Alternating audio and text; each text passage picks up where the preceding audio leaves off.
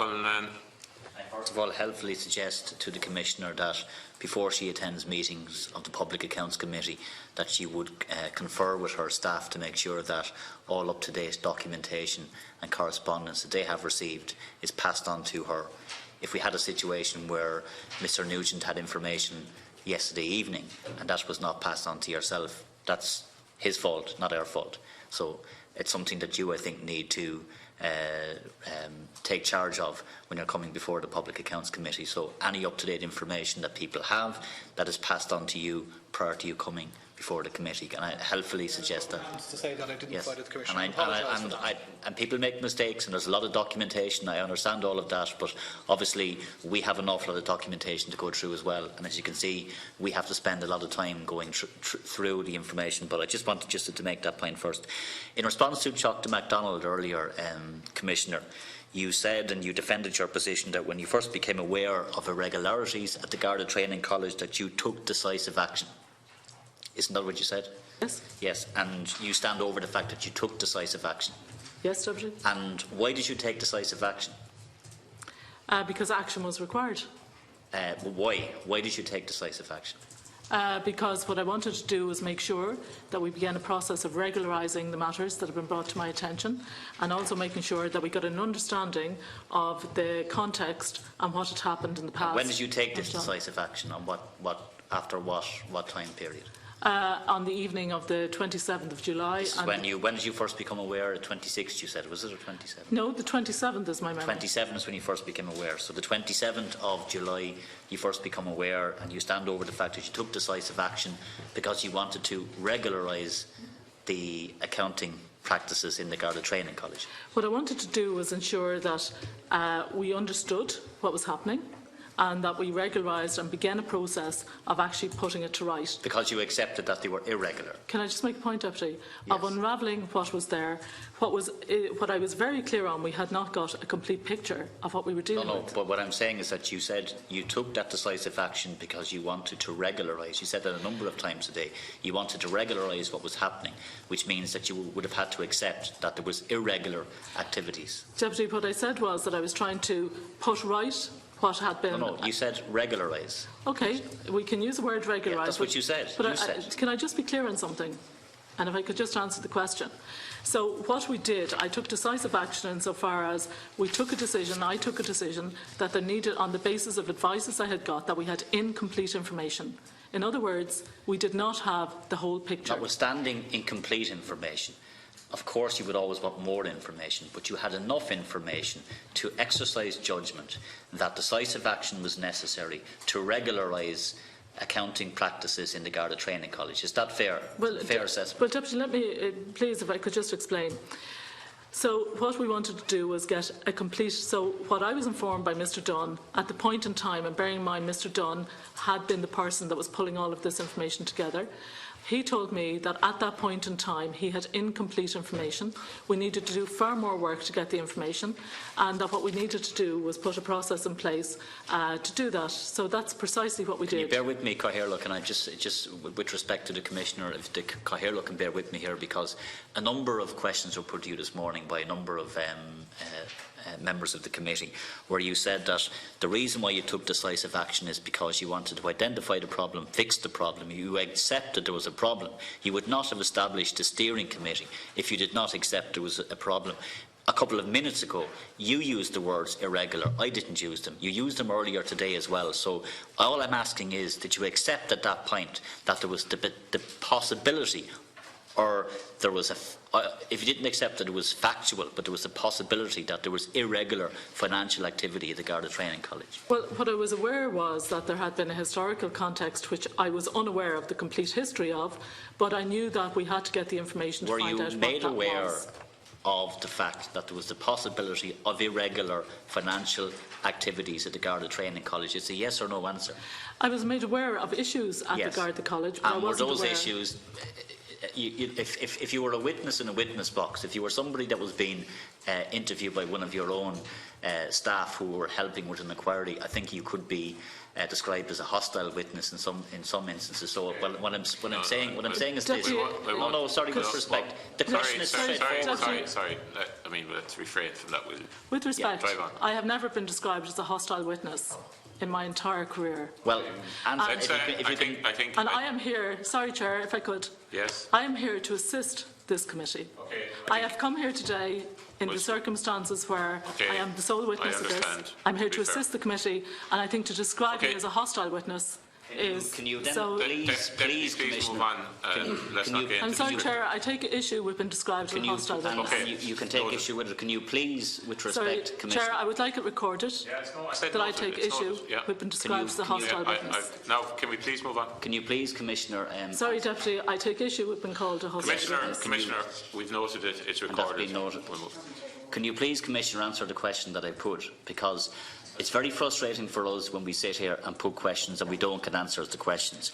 You were given information that, in my view, was very clear that there was irregularities at the Garda Training College. All I'm asking you to do is accept that that was the information that you were given. So it's a very simple yes or no question. When you were given information on the 27th of July, was there the possibility of irregularities at the Garda Training College at that time? Well, Deputy, I want to put on record, I am here at all times to assist this committee.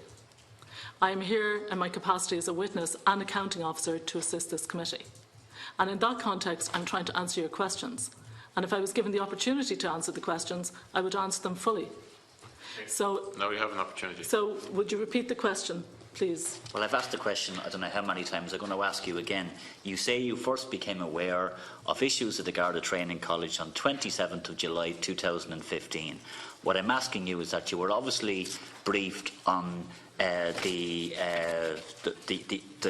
extent of the issues at the Garda Training College. The question I asked was, when you were briefed first, when you became aware on the 27th of July, were you aware of actual irregularities, or were you aware that there was the potential of irregularities at the Garda Training College? I was aware that issues had been identified at the Garda Training College which required further exploration to identify precisely what the nature and extent of those were.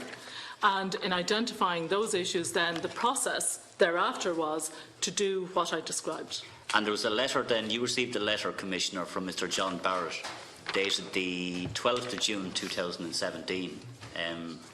Have you got a copy of that letter in front of you, Commissioner? I'm not sure I do. What's the one? Well, you would have received this letter, I assume. Yes, Deputy. And that letter says that... Sorry, Deputy, again, could I take the opportunity to put on record? Again, I think this is evidence of a document that's been circulated to the committee, which I haven't been made aware of. I have no issue with it being circulated to the committee, but it would be very useful if, as a witness here, that I was made aware... The letter was sent to you, Commissioner, Yes, but, yeah. Deputy, this is correspondence between me and a member of my staff.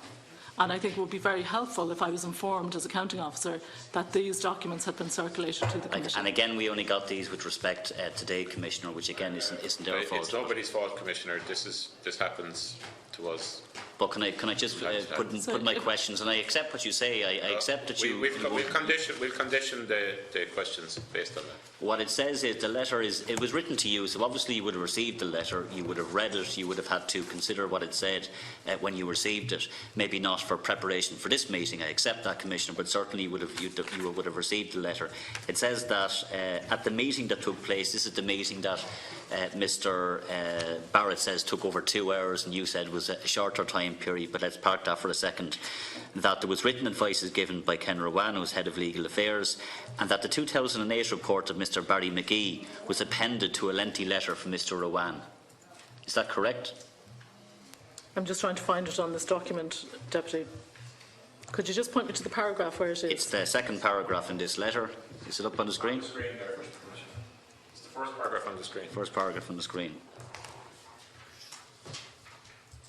I know the focus of that meeting, which was greater than the 2 hours duration, was the written advices of Mr Ken Rowan, Head of Legal Affairs, and the 2008 report of Mr Barry McGee, which is appended to that lengthy letter from Mr Rowan.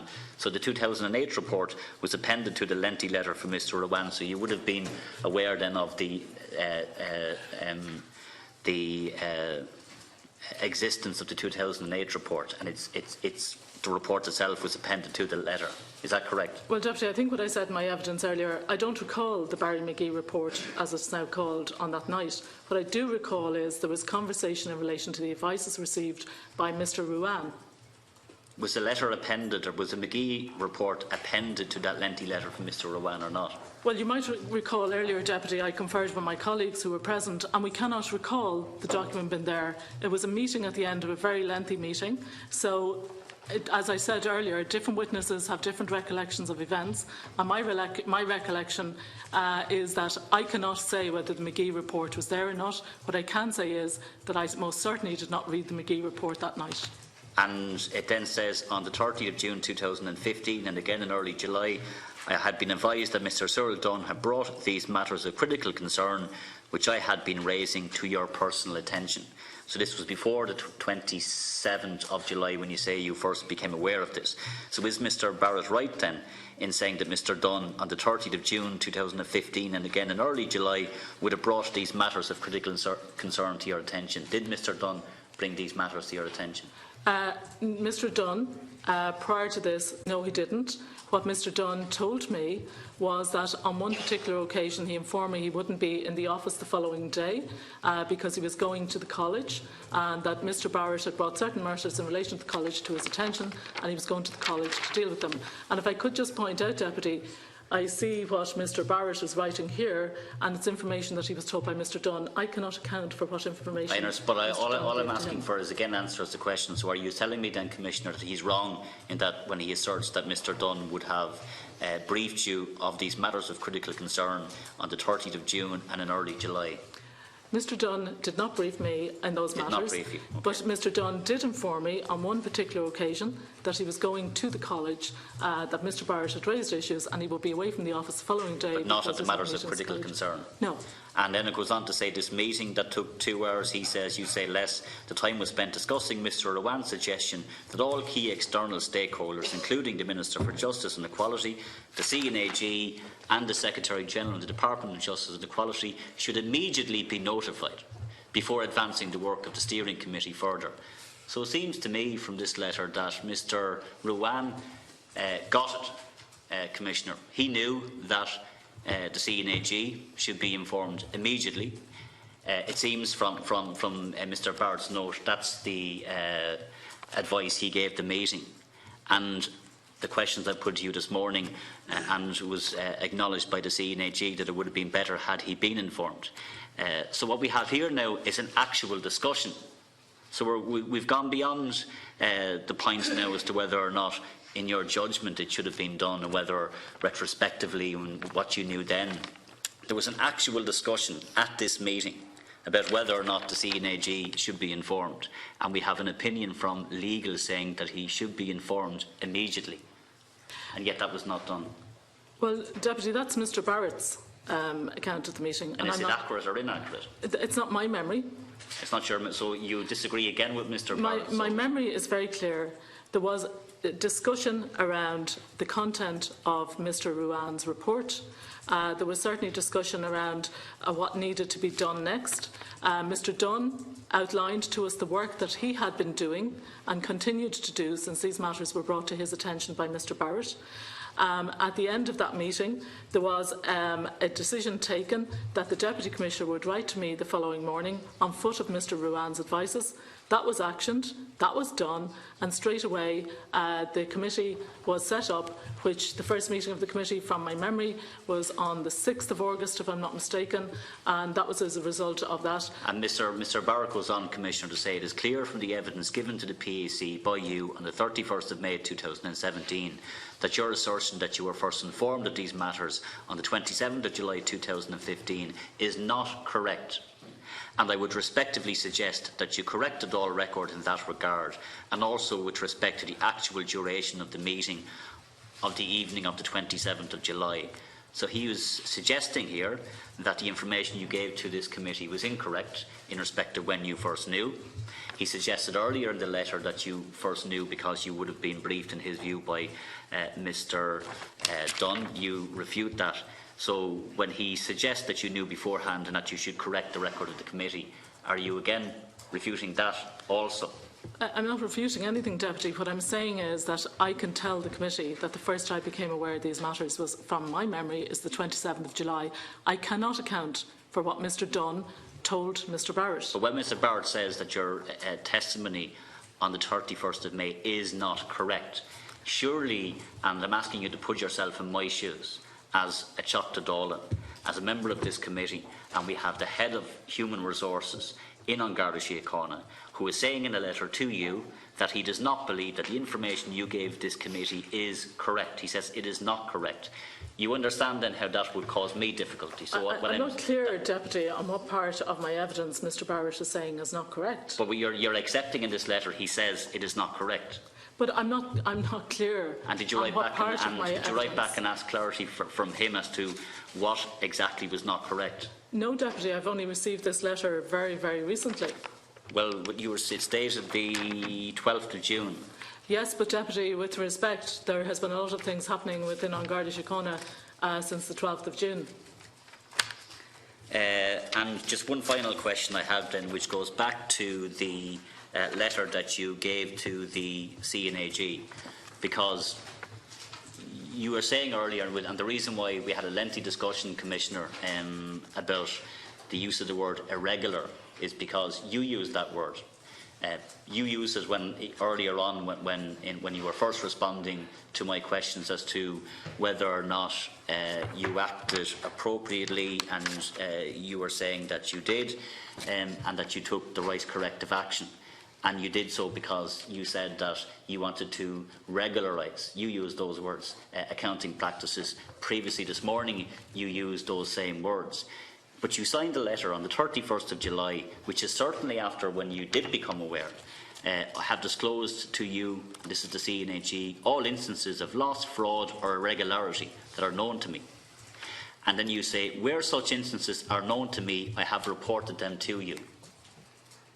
So you are saying this is a letter that you have sent to the CNAG on the 31st of July saying that where such instances, including irregularities, have been reported to me, I have reported them to you. And it strikes me, Commissioner, that you did not. It's quite obvious that you did not. You did not report to the CNAG. So is this letter, and I'm asking the Cathaoirleach, is this letter that was then given to the Controller and Auditor General inaccurate? And if it was inaccurate, because the letter says that where such instances are known to me, I have reported them to you, which is the CNAG, and that did not happen. That calls into question whether or not a letter that was sent by the Commissioner of Garda Síochána to the Controller and Auditor General is accurate or inaccurate. In our report, Deputy, we will and have to that address to me is quite serious. Quite serious. Cathaoirleach. Chair, may I just respond to that, please, because I responded to it earlier. And I'm not sure if the Deputy was out of the room or not. Here. Okay, so let me respond to it again. So when we became aware of these issues, as I say, there was incomplete information. We were not aware of the full nature and extent of what it was that was being dealt Just with. for accuracy, the CNAG has already said that incomplete information is no reason not to inform.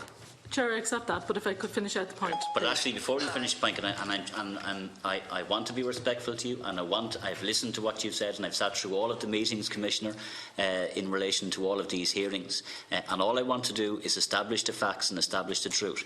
You paint one narrative, and you weave one narrative when you were asked questions in relation to what you did, because you want to point out that on the 27th of July, when you say you first became aware of this, I did everything I possibly could because I understood the seriousness of the issues, because you were briefed. Then when it comes to this, your response is entirely different. It's, well, I only was aware of the generalities. I wasn't aware of all of the information. You had enough information. You cannot assume the role of the CNAG. If I read from what Mr McCarthy said earlier, what Mr McCarthy said is that if he was informed, he could pass judgment. He could make a judgment. Is that correct, Mr McCarthy? That, what you would do or not. You were not given that opportunity. Is that correct? That's correct. So that's his view. So that's, to me, that's very serious, because these letters give us in the Public Accounts Committee the assurance that we need. I don't have that assurance that you acted appropriately. I don't have that assurance. Well, Deputy, if you give me the opportunity, maybe I can provide you with some assurance. So what I was trying to do was get complete information. I fully accept Mr McCarthy's position, CNAG's position. I have no issue with that. As I said earlier, if we knew then what we know now, of course we would. What was very clear to me in the 3 days following the 27th, so on the 28th of July, I caused inquiries to be made in my office. I found that there was an extensive file available in my office, which indicated to me that there were files in other parts of the organisation. What was very clear to me that there were other bodies outside of the organisation, and indeed other sections within the organisation that may have information. So what I was trying to do was get as complete a picture as possible. My mindset at the time was, of course, if I had known now, and if I had known the extent of what was available, Deputy, sorry if I can. Let the Commissioner finish. Then, of course, it would have been very different. I would have informed CNAG. However, what I will say is, lessons are always learned from these things. And now, what we would do is, of course, inform the CNAG and, of course, inform everybody, as we have done yesterday. And that was my next question. So, notwithstanding what you say in terms of... We need to vacate the room, so be very brief. Notwithstanding just as a matter of a point of clarification, you said once you were informed in July that you found there was an extensive file in your office. Yes. What's that file?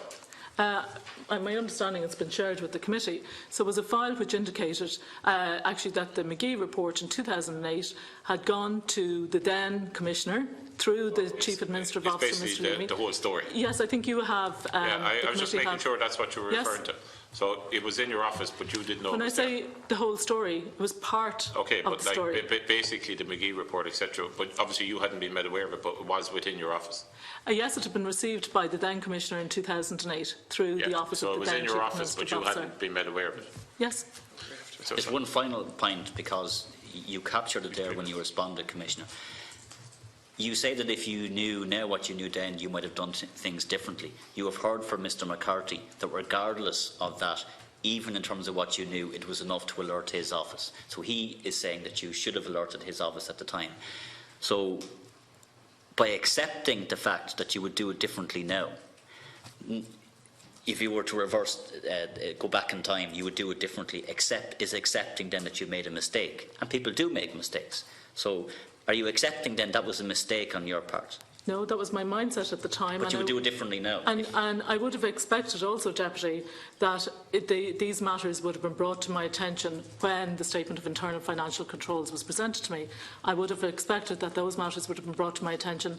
My mindset at the time was that actually we were in the process of collecting information, and as soon as we knew what that information was, of course the office of the CNAG was informed. But you said that lessons had been learned, Commissioner. Yes. So you're saying that if something similar happened now, and you were made aware of issues of the similar nature, you would report it to the CNAG? Yes. Yes. Okay. Which means then, does that mean you made a mistake then by not doing it? No, Deputy. I've tried to explain to the committee my mindset at the time, which was I was not in possession of complete information.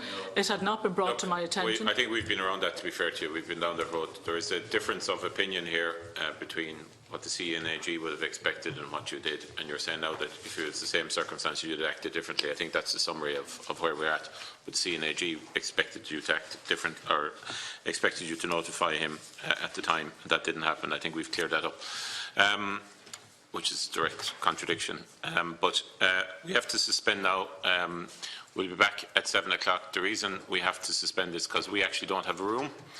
And regretfully for the witness and for her colleagues, that's the reason we have to suspend until 7 o'clock. We will limit the discussion at 7 o'clock to a very short period of time. It will certainly be over by 8, if not earlier, because we have the Department of Justice and the Policing Authority in with us as well.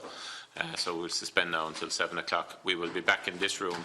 But please, colleagues, all documentation, everything has to leave because a separate committee is coming in. Thank you. We're suspended.